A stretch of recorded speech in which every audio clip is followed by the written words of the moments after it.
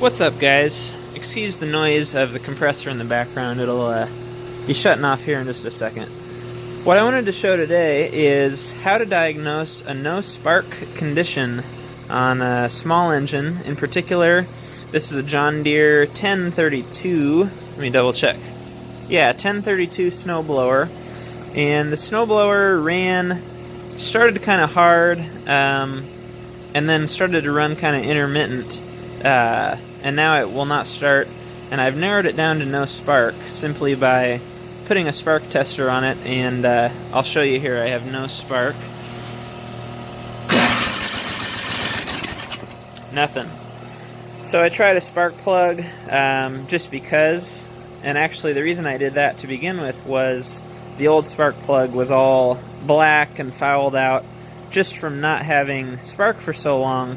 But me trying to start it over and over and over was not good on that spark plug. So anyway, what I've done so far is pulled the cover off, the recoil cover off right here, and I cleaned the coil and cleaned the magnet, re-gapped it, but I kind of knew that that wouldn't be an issue because I did the same thing about 3 years ago when this snowblower was in for just regular service. So then what I did is I unplugged the kill wire. There's a single wire with a spade on it that goes to the back of your coil. I unplugged that, and I had spark with that unplugged. So now what I want to show is how we can diagnose each safety mechanism one at a time to see which one is shorted out. Basically what's happening is somewhere in our wiring we are shorted to ground, and what that's doing is grounding out our coil, and we just need to figure out where that's at. So this snowblower in particular has a number of safety features. It has a safety on each handle, and what that is supposed to be is just for having the auger. If you have the auger on and let off the handle, it's supposed to kill the motor. So those are hopefully not an issue. Those shouldn't be affecting whether it starts or not with the auger off. However, we also have a safety switch on our auger engage lever. There's a little button underneath that, and what that does is keeps you from turning on from starting the snowblower with the auger engaged. So we'll certainly check that. We also have the kill related to our throttle. When we pull the throttle all the way down, that would kill the engine. And finally, on our key switch, we obviously have the kill there. So 4 different things to check. One thing I'll mention, if it's none of those, then the last possible option is the wire, the single wire between the junction of where all these wires meet and the coil itself. So what I'm going to do is take you around here underneath the carburetor where all of our electrical comes out.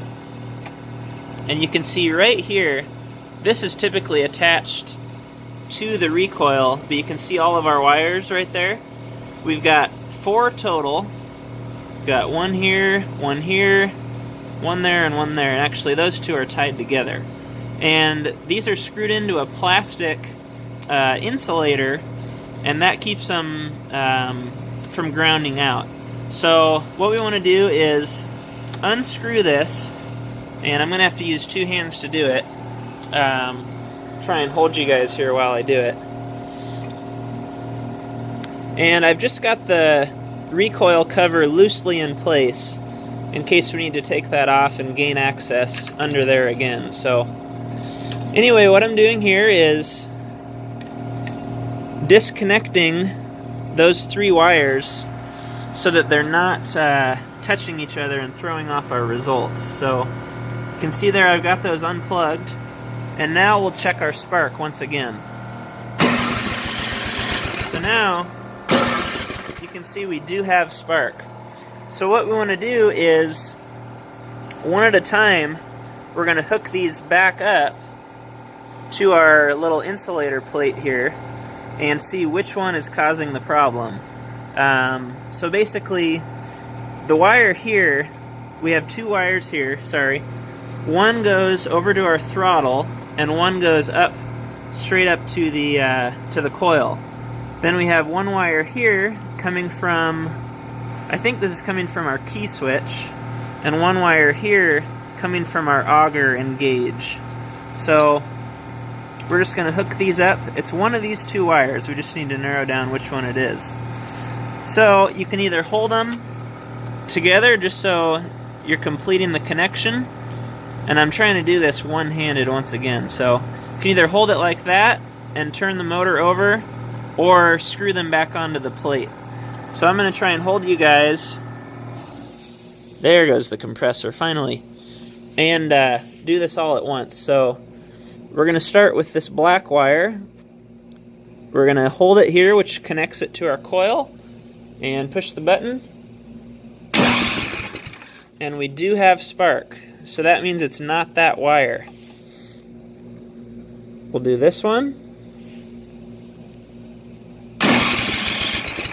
We have spark, but it's very weak, just a very weak spark. So what that tells me is we're not actually shorted out. This relay right here is bad. And so I'm going to hop online and get myself a new one of those. The way that I can confirm that is unhook it. Hopefully, it's probably been here a while. And do the test again, and we should have normal spark.